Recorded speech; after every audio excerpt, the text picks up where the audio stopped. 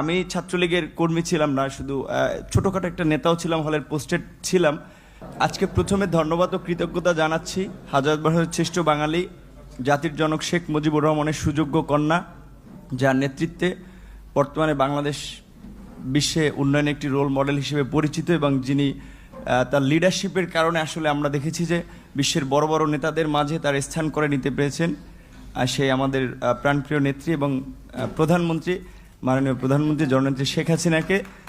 আর আসলে আমিও যেটা বলেছি যে আমি ছাত্রলীগের কর্মী ছিলাম না, শুধু ছোটোখাটো একটা নেতাও ছিলাম, হলের পোস্টেড ছিলাম। আর আমি বিভিন্ন প্রোগ্রামে গিয়েছি, আমি দেখেছি নেত্রীকে ঢাকা মেডিকেল যখন বার্ন ইউনিটে বিএনপির আন্দোলনের সময় যখন আছে বিভিন্ন অকারেন্সগুলো ওঠে তখন তিনি গিয়েছেন। আমরা রাস্তার পাশে দাঁড়িয়েছি, তাকে দেখেছি গাড়ির কালো গ্লাস থেকে স্পষ্ট দেখতে পাইনি, টিভিতে দেখেছি। আর আজকে দেখার পরে আমি অনেকক্ষণ চেয়ে রয়েছি। আমি 2.5 বছর বয়সে আমার মা মারা যায়, আর আমার ছোটো ব্যাচকে এখানে এসেছে, ওর বয়স ছিল তখন 1 বছর। আমার মায়ের এটা আমি যতটুকু মনে করতে পারি আমি সেটা খুঁজে পেয়েছিলাম আমার প্রাইমারির একজন শিক্ষিকার মধ্যে, আমি যেই প্রাইমারিতে পড়েছি।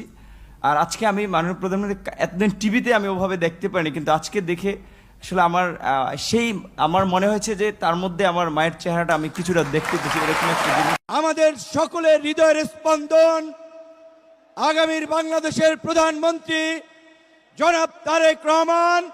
আমাদের মাঝে উপস্থিত হয়েছেন বিএনপির চেয়ারম্যান, আমাদের সকলের হৃদয়ের স্পন্দন আগামীর বাংলাদেশের প্রধানমন্ত্রী জনাব তারেক রহমান।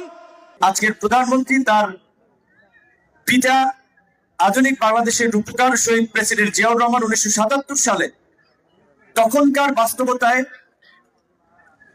সেচ এবং কৃষি নির্ভর অর্থনীতিকে প্রসারিত করার জন্য এবং একই সাথে এই যে ম্যানুয়াল পদ্ধতিতে খননের একটা বিবেচনার বিষয় ছিল যে এখানে যারা কাজ করবে তাদের একটা কর্মসংস্থান হচ্ছে।